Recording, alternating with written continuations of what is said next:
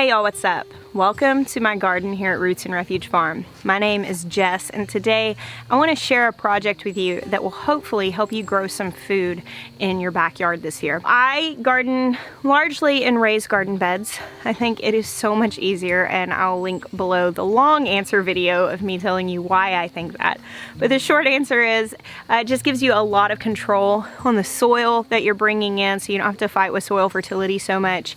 It helps against erosion. Also, it's definitely easier to harvest and plant whenever your garden's a little bit up off the ground. And it's also just really beautiful. The only thing is that it does require some skill getting garden beds set up.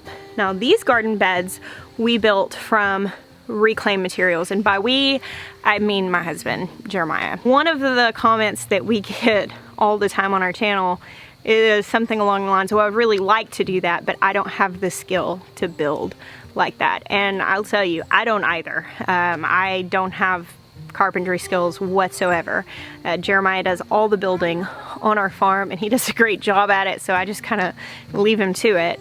But I do understand how difficult that must be to really want to grow a garden but not be able to build that. The first thing I will show you, if you are on a really tight budget and you are in a place where you can't build something even semi-permanent, I did a video a while ago talking about growing in kiddie pools, and as you can see here, we've got strawberries in this kiddie pool. This is the second year that this has been planted. It's still holding strong, so this is an option if you're trying to do something quick and cheap.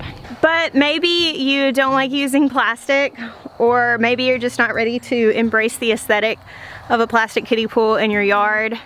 Or maybe you just want something that's a little bigger, and that's what this project today is. Let's go to the back where I'm going to be building this new garden bed. We're doing some expansion back here, and I needed another raised garden bed right over here because I'm planting some Jerusalem artichokes and I wanted to have them in their own bed. My goats are gonna sing us the song of their people. So after I've been getting all of these comments of people feeling like really bummed that they can't build garden beds themselves, Maya came home from the store once and he said, I saw this really cool thing. It's too bad we don't need this because it would be really cool to show people. And I was like, well, I actually do need another bed for these Jerusalem artichokes, so why don't I build it to show that it can be done by somebody without skill, and we'll show our friends on YouTube. So that's what we're gonna do. I'm gonna build a garden bed today on this video for the first time ever. There, are you my construction assistant? My handy helper? My trusty sidekick? So here is the product that caught Jeremiah's eye. Now these he bought at Lowe's. They were $2.97 each, and we have 8 of them. And it's called an Old Castle Planter Wall Block.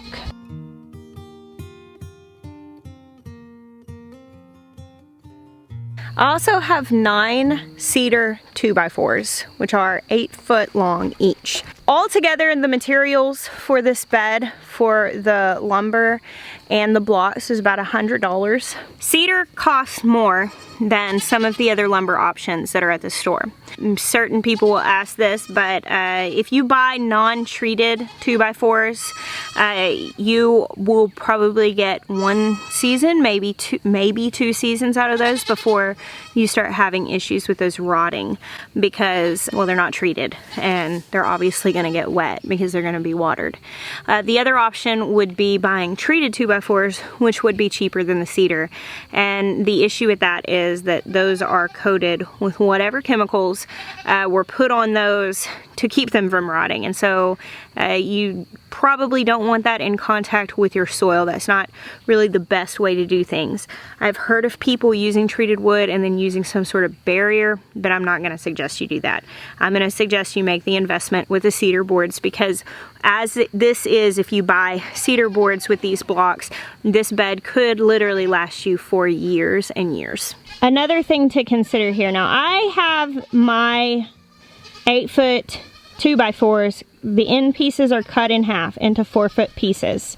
That means 3 of my boards have been cut in half and 6 of them have been left the full length. You can purchase 4-foot boards, but they cost the same as the 8-foot boards, and most home stores offer a service. If you purchase lumber there and you ask, they will make your cuts for you. So if you want to make a 4x8 foot bed like this, it would be more frugal to purchase the longer boards and have them cut for you there if you do not have a saw at home to do that yourself. So putting this dude together is gonna be just about as simple as it looks, but I'll let you watch. Now I've got to draw on my days of building with Lincoln logs. I'm making my bed 2 blocks high and 3 boards high. You could go a little lower than that if you had decent soil where you live and you're just trying to add to it a little bit. You could go higher than that if you wanted to make a deeper bed. But for my purposes, this is gonna be just right for me. And this is just a matter of sliding these boards in here.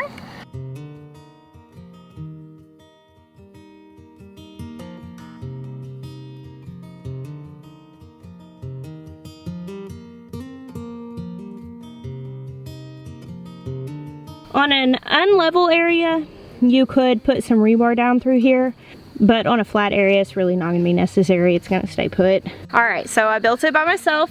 You did. How'd I do? I think you actually did pretty good. I would have made a couple of adjustments to how you did it, make it easier for everyone else. So whenever you're getting started, start with 1 layer. So that's 1 block with 1 board deep.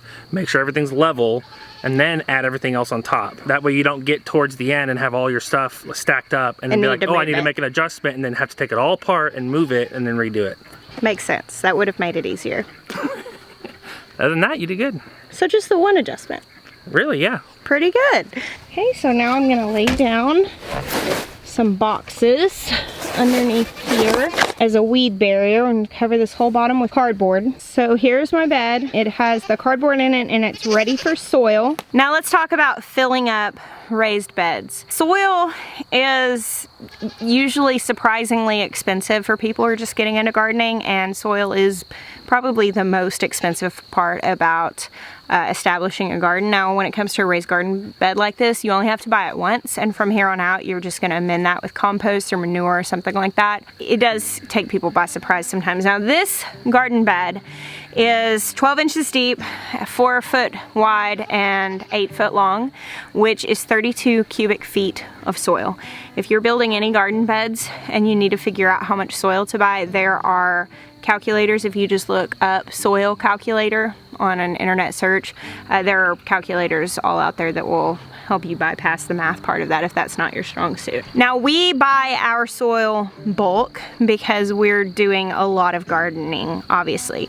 If you are filling up like more than a couple of these beds, it would probably be worth it to go ahead and look into a service that will dump soil at your house. One thing you can do to cut down on the cost, especially if you're building this bed deeper than this, is like really if you're gonna go another block high, you would really want to look at reinforcing those edges with some rebar and possibly filling the bottom of your bed up with something else. You can use branches. If you're going for a deeper bed, you could use logs, yard clippings, leaves, all of that stuff to fill up the bottom, I don't know, third or so of the bed. You could probably get away with going the bottom third.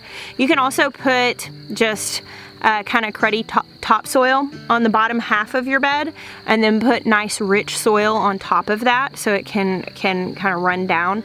That works too. I personally will be doing pretty much that. What we do on our beds is we use just a cheap topsoil. We'll put yard clippings in if we've got them, and then just a cheap topsoil on the bottom half on top of whatever yard clippings are there, and then the top half I'll usually put a really nice rich compost so that I have a successful year, you know, so my plants have nutrients. I think that this is a super good resource to know about. I think it's a really great way to put together a garden that will last. That's going to be something that's going to look really nice in your yard, and you can grow a surprising amount of food in a 4x8 foot bed. Now it's obviously almost dark. Now we're going to go ahead and fill this thing up with soil, and I'm going to get my Jerusalem artichokes planted. That might have to wait until the morning. If you want to watch those grow in this bed, make sure you check out our weekly garden tours that come up every Saturday. I do hope this helps you. Thank you so much for hanging out with me today. I bless you. Until next time.